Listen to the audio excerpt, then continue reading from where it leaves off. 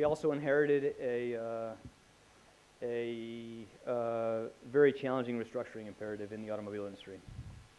The previous administration made a decision to help buy time for those companies to undertake the kind of restructuring, allow them to emerge stronger.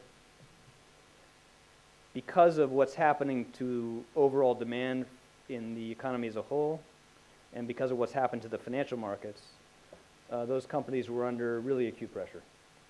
And their failure would have had very, very substantial costs to the economy as a whole.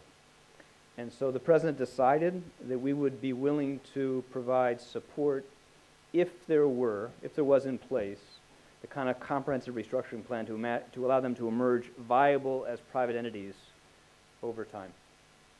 And you're going to see an announcement later today in the United States about both the GM effort and the stage of the Chrysler restructuring effort.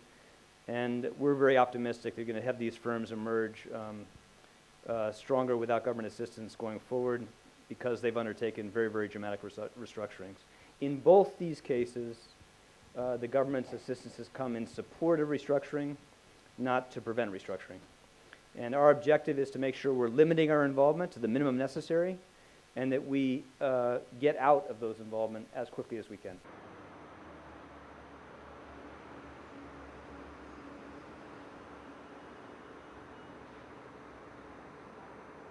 A successful transition to a more balanced, stable global economy is going to require very substantial changes to economic policy and to financial regulation around the world.